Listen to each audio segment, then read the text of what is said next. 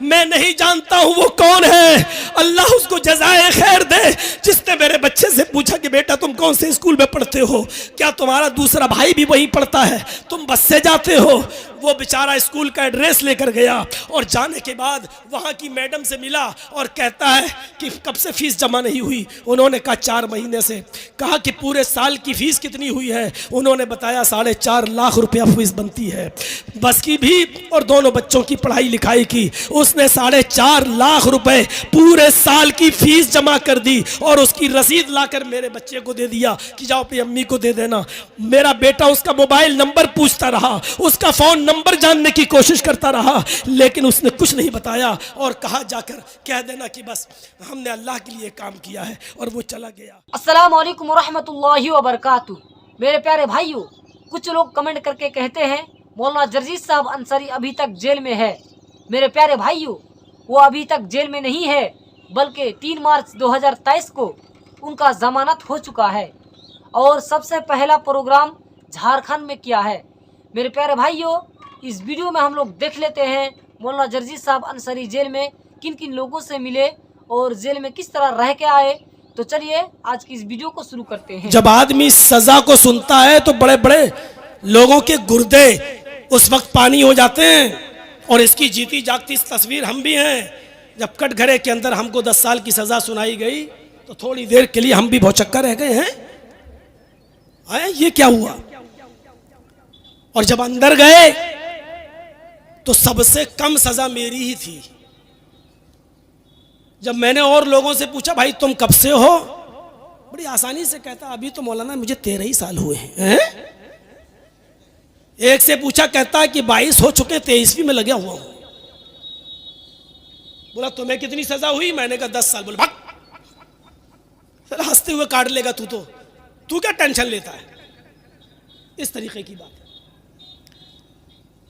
गौर कीजिए। तो वहां जाके हिम्मत बढ़ी है? हम तो सोच रहे थे 10 साल बहुत ज्यादा, वो कह रहा मैं 13 साल से हूं, वो कह रहा है कि मैं 17 साल से हूं, वो कह रहा मैं 22 साल से हूं। मेरे तो होश उड़ गए और वो हंस रहे हैं। कत्ल करके आए, मर्डर में आए, जिसमें आए, हमें जेल में आज तक कोई ऐसा आदमी नहीं मिला जिसने ये कहा हो कि मैं हकीकत में कत्ल करके आया हूं। 1800 बंदी थे मेरे साथ, किसी एक ने भी ये नहीं कहा कि मैंने हकीकत में कत्ल किया है। सब कह रहे हैं मुझे फंसाया गया, मुझे फंसाया गया। जब आपस में बातें होती थी, बातें सुनता था, कुछ लोगों को तो लगता था वाकई में इनके साथ तो साजिश हुई। एक ऐसा आदमी बेचारा अंधा हमारा दोस्त बन गया, हमारे साथ चाय वाय पीता था, दोनों आंखों से अंधा। उसको लोग सहारा दे के उठाते थे, लेटरीन में लेके जाते थे, लेटरीन से उसको निकालते थे। मैंने उससे पूछा ये कितने साल से है? कहा इसको 7वां साल चल रहा है। मैंने कहा ये किस में आया? कहा कत्ल में। बताइए कत्ल किया होगा। अब समझ में आया कि कानून की आंख में पट्टी क्यों बंधी होती है। ये कत्ल में, कत्ल करके भाग भी नहीं पाया होगा। जिस आदमी को लेटरीन में ले जाने के लिए एक आदमी लगा हो, उससे निकालने के लिए एक आदमी लगा हो, उसको भंडारे से खाना लेने के लिए एक आदमी लगा हो, वो आदमी किस में आया? कत्ल के जुर्म में। अंधा भी उसको देखकर कह देगा, थोड़ी सी अकल रखने वाला भी ये बेचारा फंसाया गया है।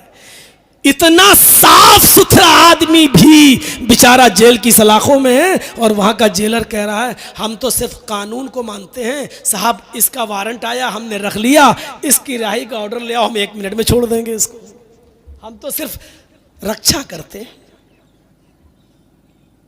गौर कीजिए, तस्लीम नहीं कर सकते आप। कहने वालों कि इस्लाम ने औरतों का मजाक उड़ाया है, इस्लाम ने औरतों को घर की 4 दीवारी के अंदर कैद कर दिया है, इस्लाम ने औरतों को हिजाब के अंदर कैद कर दिया है, और इस बात को आज की पालतू मीडिया ने जितना उछाला है, जितना बदनाम किया है, इतना तो किसी गवर्नमेंट ने भी और किसी सरकार ने भी बदनाम नहीं किया है जितना इस मीडिया ने। उस मीडिया को कान के पर्दे खोल के सुन लेना चाहिए कि इस्लाम ने औरत को वो मकाम दिया है कि जहां जहां हाजरा के कदम पड़े और जहां जहां हाजरा दौड़ी, अल्लाह रब्बुल आलमीन ने हजरत हाजरा के नक्शे पाक को अपनी इबादत का हिस्सा बना दिया है, उसको अपनी इबादत करार दे दिया है कि जब तक तुम भी सफा और मरवा के चक्कर हज और उम्रे में नहीं लगाओगे तुम्हारी इबादत कबूल नहीं होगी। हजरत हाजरा के नक्शे पाक को अपनी इबादत का एक हिस्सा करार दे दिया है। इससे बड़ी एक औरत की इज्जत क्या होगी, इससे बड़ा एक औरत का मकाम क्या होगा। अपने शौहर के मरने के बाद औरत को इस भारत में ही नहीं दुनिया के किसी भी कोने में जिंदा रहने का हक ना हो और उसको अपने शौहर की चिता में जल जाने का अधिकार देता हो। जो धर्म और जो मजहब और जो कानून, गौर करो, वो आज हमें बता रहे हैं कि औरतों का सम्मान क्या है और औरतों की इज्जत क्या है। मेरे भाइयों, ये इस्लाम है जो औरतों का की इज्जत और सम्मान बताता है। वही मोहम्मद रसूलुल्लाह है जो खौला बिनते सालबा को अपने घर की चार दीवारी से निकाल कर कह रहे हैं, अरे खौला, तेरे लिए मेरे पास अब कोई रास्ता नहीं है, तू अपने शौहर के ऊपर हराम हो चुकी है। और वही खौला जब मस्जिद नबवी में जाती है, 2 रकात नमाज पढ़ती है, अपने दोनों हाथों को आसमान की तरफ उठा कर कहती है, अल्लाह मेरे और मेरे शौहर के दरमियान कोई रास्ता निकाल। तो अल्लाह रब्बुल आलमीन ने इस औरत की निदा को 7वें आसमान की बुलंदी से सुना और अपने नबी पर जिब्राइल को भेजकर ये हुक्म नाजिल फरमा दिया, क़द समी अल्लाहु क़ौलल्लती तुजादिलुका फ़ी ज़ौजिहा व तश्तकी इलल्लाह। अल्लाह ने उस औरत की गुफ्तगू को सुन लिया जो आपसे अपने शौहर के बारे में फरियाद कर रही थी, वह तश्तकी इलल्लाह, और अल्लाह से भी फरियाद कर रही थी। अल्लाह ने उसकी फरियाद को सुन लिया। 7वें आसमान के ऊपर अल्लाह ने एक औरत की फरियाद को सुना, उस औरत की फरियाद को सुना जो मोहम्मद की चौखट से महरूम हो चुकी थी। मोहम्मद रसूलुल्लाह जिसके लिए रास्ता नहीं निकाल सके, अल्लाह ने उसके लिए रास्ता निकाला। मेरे भाइयों, ये औरत का एक सम्मान, औरत की एक इज्जत है जो इस्लाम ने औरत को दी है। यही खौला बिनते सालबा है, जब बूढ़ी थी और कमर झुकाकर चल रही थी और लाठी टेक कर चल रही थी, तो एक पुल के पास उन्होंने कहा, है उमर रुक। उमर रुक गए, कहा उतर घोड़े से। उमर घोड़े से उतरे, कहा मेरे पास आ, कान नीचे कर। और उस बुढ़िया ने उमर के कान में कुछ कहा तो सहाबा ने कहा, उमर अमीरुल मोमिनीन, एक मामूली औरत के लिए आप घोड़े से उतर गए, एक मामूली औरत के लिए आप झुक गए और उसके सामने अपना कान पेश कर दिया। उमर रोते हुए कहते हैं कि ऐ मोहम्मद के साथियों, ये मामूली औरत नहीं है, ये वो औरत है जिसकी जबान से निकले हुए कलमात को 7वें आसमान पर बैठे हुए अर्श पर मुस्तवी अल्लाह ने भी रिजेक्ट नहीं किया है। अल्लाह ने भी उसकी फरियाद को सुना है। तो उमर कौन होता है जो उसकी फरियाद को रिजेक्ट कर दे? उमर कौन होता है जो उसकी फरियाद को रायगा कर दे और रिजेक्ट कर दे? मेरे प्यारे साथियों, ईमान से अपने रिश्ते को मजबूत कीजिए। ईमान का रिश्ता बड़ा मजबूत हो, आप बुलंदी पर फायज होंगे। ईमान जानते हैं, एक मिसाल से समझाने की कोशिश करता हूँ। हजरत मूसा का और फिरौन का वाकया तो आपने बहुत बार सुना होगा, थोड़ा सा गौर कर लीजिएगा। ईमान जब किसी के अंदर पैदा होता है तो उसके अंदर क्या चीज पैदा हो जाती है? क्या चीज पैदा हो जाती है जब ईमान किसी के अंदर पैदा होता है? उफ, फिरौन और मूसा के दरमियान एक मुनाजरा होने लगता है। आओ जमा हो जाए एक मैदान में, तुम सच्चे या हम सच्चे। और फिरौन अपने जादूगरों को लेकर गया और कहा कि आज तुम ऐसा तिलस्म दिखाओ, ऐसा जादू दिखाओ कि आज फिरौन और आज मूसा और उसके साथी सब हक्का बक्का रह जाएं और मूसा हार जाए। जानते हो, जब किसी के अंदर ईमान नहीं होता तो मुतालबा क्या करता है? वही फिरौन के जादूगरों ने मुतालबा किया, ये तो मेरे बाएं हाथ का खेल है, मूसा और उसके साथी हक्का बक्का रह जाएंगे, हार जाएंगे, भाग जाएंगे। लेकिन अगर हमने ऐसा किया, इन्ना लना ला अजरन इन कुन्ना नहनुल गालिबीन, अगर हम मूसा और उसके साथियों पर गालिब आ गए तो आप हमें इनाम क्या देंगे? हमारा अजर क्या होगा? हमारा इनाम क्या होगा? बस इसी बात को जहन में रखिएगा। जादूगरों ने अपना तिलस्म, अपना जादू, अपना कर्तव्य दिखाने से पहले क्या कहा? हमारा इनाम क्या होगा? हमारा बदला क्या होगा? हमें आप देंगे क्या? तो फिरौन ने उसके जवाब में क्या कहा? यही चीज फेंकी जाती है और लोगों के ईमान खरीद लिए जाते हैं और बिक जाते हैं। क्या कहा?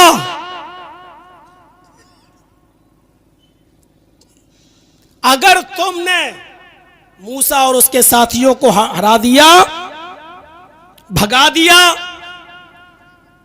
हक्का बक्का कर दिया, हारने पर मजबूर कर दिया, तो तुम मेरे मुकर्रब हो जाओगे, मेरे वजीर बन जाओगे, हमारे खास लोगों में तुम्हारा शुमार होगा।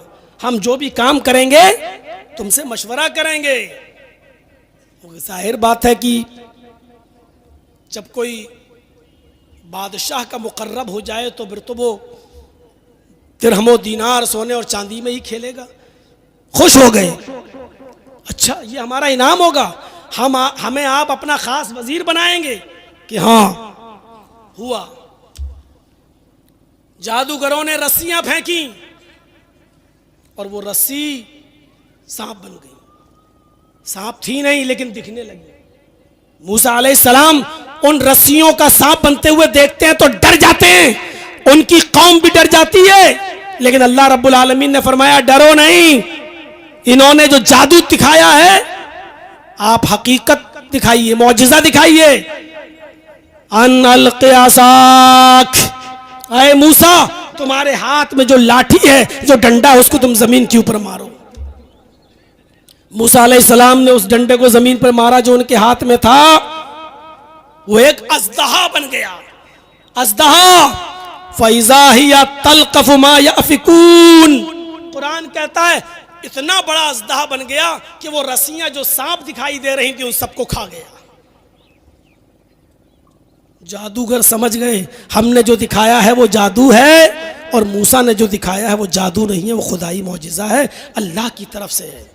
फौरन बदल गए और ये चमत्कार देखा, मूसा अलैहिस्सलाम का ये मौजिज़ा देखा तो चीख पड़े आमन्ना बिरब्बिल आलमीन रब्बे मूसा व हारून। हम अल्लाह रब्बुल आलमीन पर ईमान लाए, हम उस रब पर ईमान लाए जो हारून का रब है, जो मूसा का रब है, जो हारून का रब है, जिसको मूसा और हारून भी अपना रब कहते हैं, उस पर ईमान लाए।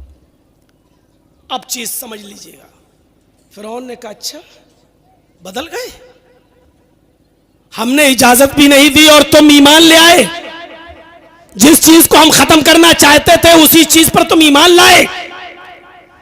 जिनको हमने हराने के लिए यहां बुलाया था तुम उन्हीं के ऊपर और उनके रब के ऊपर ईमान ले आए। इन्न हाज़ा लमकरुन, ये तो साजिश है, पहले से प्लानिंग है। तुमने इस दारुस सल्तनत के अंदर एक पहले से प्लानिंग कर रखी थी, बहुत जल्दी इसके अंजाम को जान लोगे।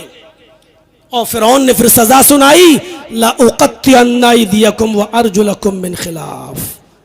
अब तुम्हारी सजा यह है कि हम तुम्हारे हाथ काटेंगे और पैर काटेंगे मुख्तलिफ सिमतों से, मुखालिफ सिमतों से। अगर दाहिना हाथ काटेंगे तो बायां पैर और बायां हाथ काटेंगे तो दायां पैर। सिर्फ ये हाथ पैर काट के छोड़ नहीं देंगे, नहीं छोड़ेंगे नहीं, तुम लउसल्लिबन्नकुम अजमईन, सूली पर चढ़ा देंगे।